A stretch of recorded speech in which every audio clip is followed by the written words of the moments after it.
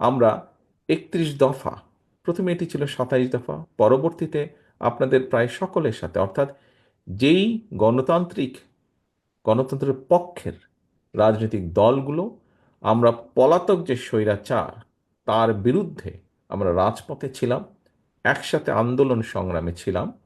বাংলাদেশের মানুষের রাজনৈতিক অধিকার, বাক স্বাধীনতা অধিকার তথা অর্থনৈতিক অধিকার আদায়ের লক্ষ্যে আমরা সংগ্রামে ছিলাম, রাজপথে ছিলাম।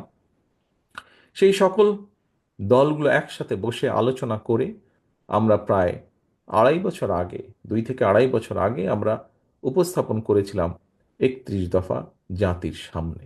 বাংলাদেশ জাতীয়তাবাদী দল এবং এই দলটি যে সকল রাজনৈতিক দলকে সাথে নিয়ে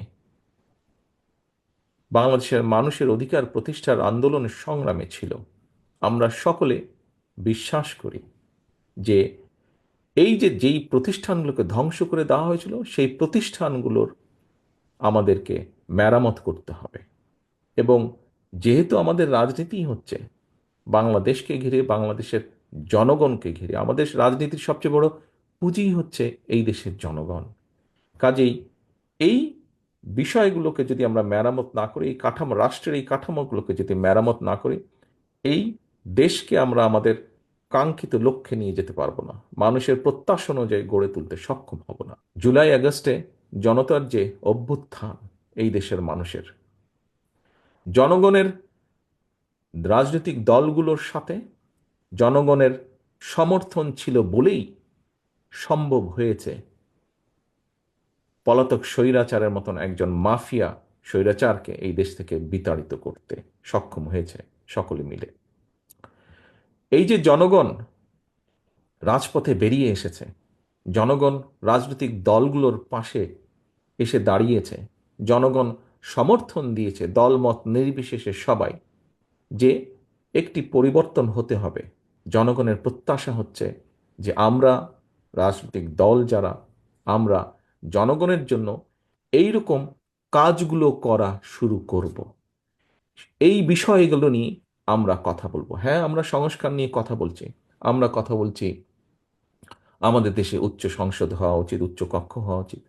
আমরা কথা বলছি কার মেয়াদকাল কতটুকু হওয়া উচিত। আমরা কথা বলছি কতটুকু সংসদের ক্ষমতা থাকা উচিত, কতটুকু গণপরিষদের কি হওয়া উচিত, বিভিন্ন বিষয়ে কথা বলছি। আমরা কথা বলছি একজন ব্যক্তি কতবার কি নির্বাচিত হতে পারে। আমরা কথা বলছি কার মধ্যে ক্ষমতা বাড়বে, কার ক্ষমতা কমবে, এসব বিষয় নিয়ে।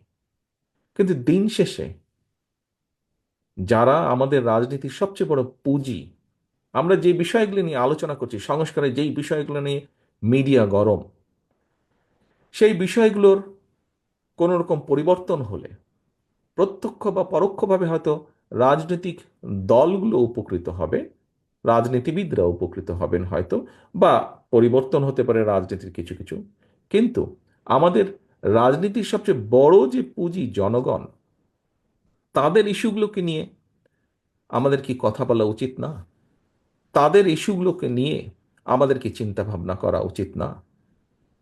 অবশ্যই উচিত।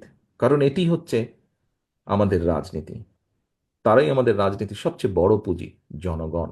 জনগণের যে প্রত্যাশা, জনগণের যে চাওয়া, তাদের যে মূল লক্ষ্য বা উদ্দেশ্য, বা জনগণের যেই ডিমান্ডগুলো, সেইগুলো আমরা কি করব। পরিশেষে এইটুকু বলেই আজকে আমি বিদায় নিতে চাচ্ছি। ইফতারের সময় হয়ে গেছে, আর 1 মিনিট হয়তো বাকি আছে।